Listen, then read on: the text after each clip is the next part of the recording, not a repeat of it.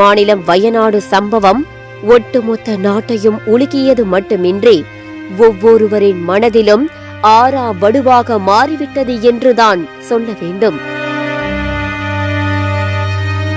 இன்று வரை ஓயாத அழுகுரலும் தோண்ட தோண்ட வரும் சடலங்களும் எப்போது அடங்கப் போகிறது என்பதுதான் ஒவ்வொருவரின் எண்ண ஓட்டமாக இருக்கிறது.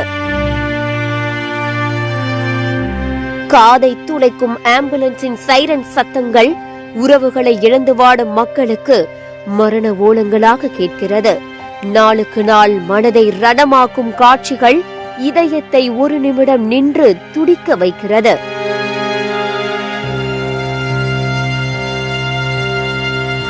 இப்படி சொல்லி மாளாத கொடுமையிலும் கொடுமையாக ஒரு சம்பவம் அரங்கேறி ஒட்டுமொத்த மக்களின் இதய துடிப்பை நிறுத்திவிட்டது.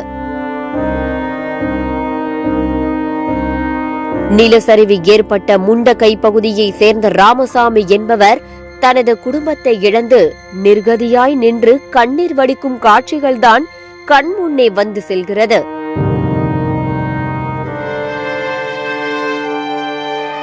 என் மகளின் கை மட்டும்தான் கிடைத்துள்ளது, அவர் அணிந்திருந்த மோதிரத்தை வைத்து கண்டுபிடித்தேன் என பேசிய வார்த்தைகள் இரத்த கண்ணீரை வர வைக்கின்றன.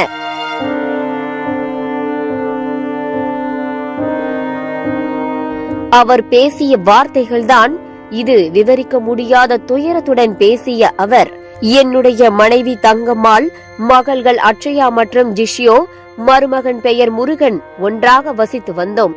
நள்ளிரவு நேரத்தில் ஏற்பட்ட நிலச்சரிவு மொத்த பேரையும் இழுத்து சென்றது.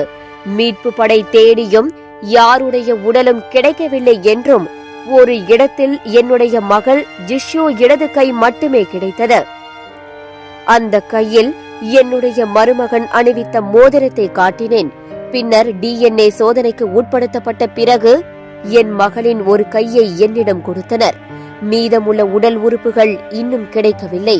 அதனால்தான் என்னுடைய மகள் ஒரு கையை மட்டும் வைத்து இறுதி சடங்கு செய்தேன் என அவர் கூறிய வார்த்தைகள்தான் இன்று ஒட்டுமொத்த மக்களின் கண்களில் வற்றாத கண்ணீராய் ஓடிக்கொண்டிருக்கிறது.